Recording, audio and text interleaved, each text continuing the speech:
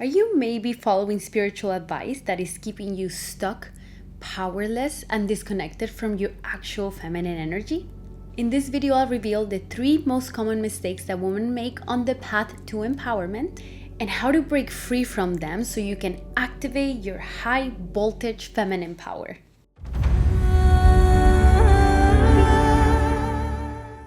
Welcome to the Venusian Academy. My name is Silvana Kamala, and I help women transform their wounds into power using my proprietary method, Venusian Tantra. So let's jump right in. Mistake number 1, dissolving the ego instead of rebuilding it.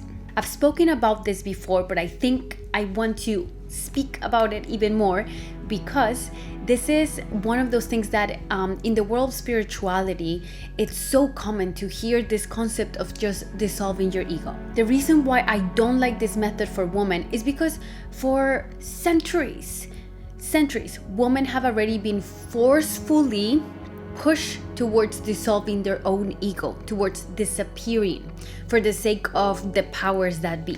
The patriarchy, which by the way affects men and women and children and everybody that lives in this system. Okay, what's really needed, the medicine we need, it's not ego death, but an ego rebirth. Women need a healthy, spacious ego, sense of self, identity that accommodates your unique expression and that also knows how to set strong boundaries. You are the only one who decides what's acceptable in your life because you are your own authority. You do not need to dissolve your essence and dissolve your boundaries and just like love everything that is because everything is God in order to find feminine essence and to be in your feminine. This is actually hurting you because we have to remember we are in this reality right now. If we wanted to just be one with everything that is, then we wouldn't have it incarnated. But right here, we have physical bodies. We have bones, that's Saturnian energy, that's a limitation. We have time, that's Saturn as well.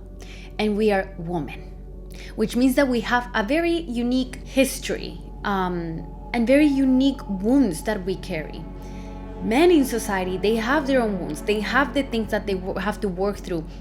But it's a little bit different than for us women because the initial rupture, the initial wound that happened in order for this patriarchal, outdated, very distorted form of control to really dive into the world happened in that separation between men and women and the viciousness of putting one over the other.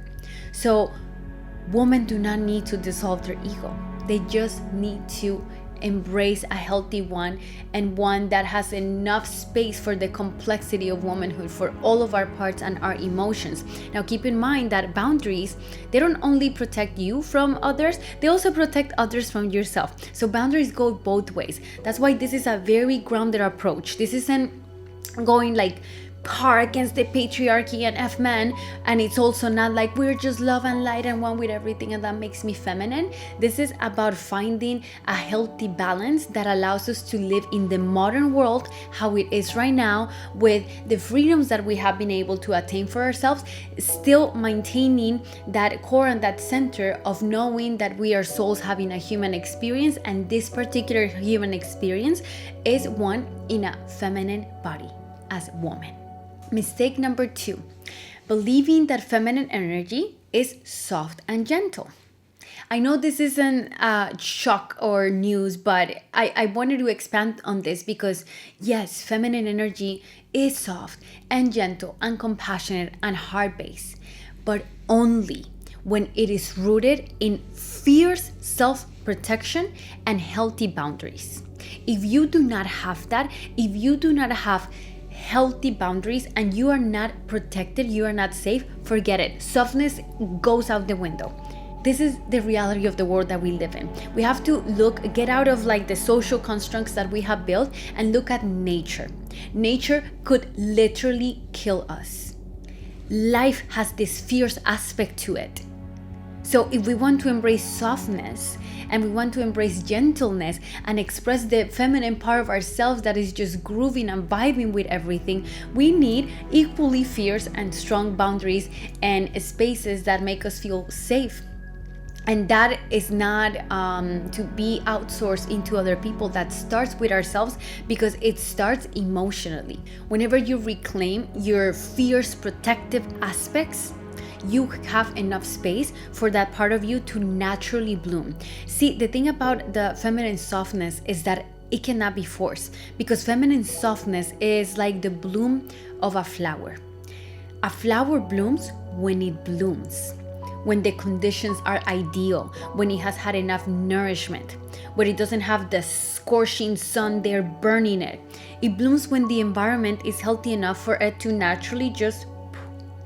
And that is the same movement that feminine softness does. And I know every woman relates to this experience of, like, especially if you're, I'm more on the guarded side when it comes to like dealing with the world and strangers, and it takes me a while to get to know people. But when I do, there's this like, just this nice, gentle spaciousness that comes out, and my softness, it's naturally expressed. There's no trying to force it. There's no pushing it. There's no working through it, or trying to look at my triggers and hijack them so that I can be soft. It just naturally happens. And that process can only happen whenever we feel safe. Safety starts with our bodies. Safety starts emotionally. And because we live in these physical bodies, we also need physical safety. Mistake number 3. This is a good one. Looking for the divine masculine outside of yourself. So let's add some context. I remember 5 years ago, I started noticing this whole algorithm pipeline of, I want to be in my feminine and find my divine masculine, find my Shiva, so I can be devoted to him. And, and I got on that pipeline. And it was interesting because I just started hearing, hearing about women that kept saying the same thing, and they started projecting this aspect of divinity, the divine masculine, onto a man. Even if you do it onto a woman, it doesn't matter. It's still a projection, an external projection. And this basically, it's a self-castration, because I'm saying the divine masculine exists outside of me, when in reality, the divine masculine is simply my consciousness, my awareness, my presence. That part of me that witnesses, that observes, that it's aware of its own existence, the observer of what's observing, just that point of consciousness, that's the divine masculine. The divine feminine is everything that is observed, everything else around it, the dance that's around it. So whenever I say I'm looking for the divine masculine outside of me, I am outsourcing my inner stillness and my sense of awareness, almost as if I don't allow myself to witness myself without the presence of another human outside of me. This is perpetuating Chiron, the wound of being alive, of existing in this planet. It's perpetuating this separation. And true healing happens in the integration, in the acceptance, in becoming more and more whole, because I dissolve through the illusion of this separation, and then I'm able to understand that awareness, it's me. It's in me. It's available to me. I don't have to externalize it. And that inner marriage that I think I'm gonna find in romantic partnership, or in sacred sexuality, or in tantric sex, or in whatever forms of external expression, is a form of self-castrating your own masculine power and your own essence. Masculine power is not the strength. Actually, the strength is also a feminine expression. The divine masculine is that inner stillness within you. That is not to be outsourced, and you can find it within, and it is available to you at all times, all the time, always and forever. When you marry your own attention, your own awareness to your feminine essence, which means everything that you are, all of your expression, you become whole and sovereign. No partner required. So this is leading you towards more self-awareness of yourself. This is a path of individuation. So what's the solution, and how do you stop yourself from making these mistakes that we make unconsciously? Like when I talk about them, when I say them to you, you're like, yeah, I know. But we still sometimes find ourselves making these mistakes. So the solution to this is to reclaim our power and create our own spiritual path. True feminine power is about building a life that is true to your soul. It's not about following someone else's rules. This really brings us into the conversation of the role of religion as a set of rules that were given to us. This is okay because these are the training wheels, so we can learn our own ethical code, so we can learn about values, but eventually we have to venture out of religion. I grew up Catholic, and I grew up in a Catholic school run by nuns, all-girls school, and eventually I got out of Catholicism and I tried other religions, and eventually I left religion altogether, but I had a very strong foundation because of these values. So religion has a very it can have an important place, especially in a child's mind, because it sets a foundation, especially if it's a religion that is rooted on values. Luckily, I don't have any terrifying, scary stories with it. I was raised by very loving, value-driven nuns. So the values they instill in me, they still in me, but I removed all the other stuff, because feminine individuation and individuation in general for men and women is about finding and carving your own path. It's about growing into your spiritual power, growing into adulthood, but adulthood from a tantric perspective, where it's like awakening, using our own vitality force, aka sexual energy, our own vitality, and direct it in the way that we choose. When we are still submitting to a model that is given to us, we do have to abide by those rules. So this path, the feminine individuation path, is about sovereignty.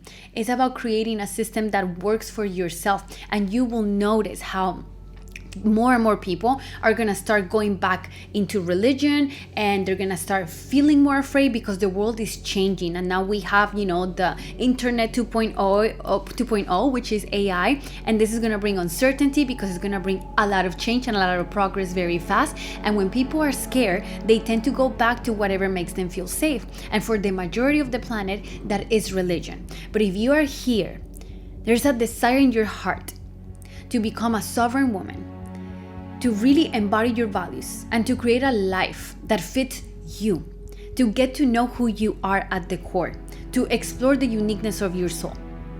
If that's you, you're not gonna fit into the box of religion. You have to carve your own way, but you have to learn how to do it so you don't get lost in La La Land or in the new age wave of everythingness and oneness and everything's love and dissolving into the ocean. We need structure. We need to understand boundaries. We need to have a strong value system, and we need to embrace our wildness, the parts of us that maybe are not accepted, but they exist. And if they exist, it is our responsibility to observe them, arrange them, and work with them. Not reject them or try to control them, but build a relationship with those parts. When you reclaim your boundaries, when you embrace your inner wildness, and you stop apologizing for your desires, you're in a really good place to start your individuation path. And this is how you become a high voltage woman. A woman that electrifies her life, her world, and inspires others to rise with her. This is the power of the high voltage woman. This is the power of Venusian Tantra. So if you're ready to break from these mistakes and embody your true feminine essence, then join me in my next workshop, Activate Your Power Archetype. In this workshop, we're going to go through the process of how to activate, first how to find your power archetype based on your natal chart, and then how to begin activating these forces in your life and identifying them so you can start growing with it and letting your own inner wisdom teach you and take you into this process of feminine individuation. Sign up with the link below in the description box and start your journey towards becoming a high voltage woman. I'll see you next time.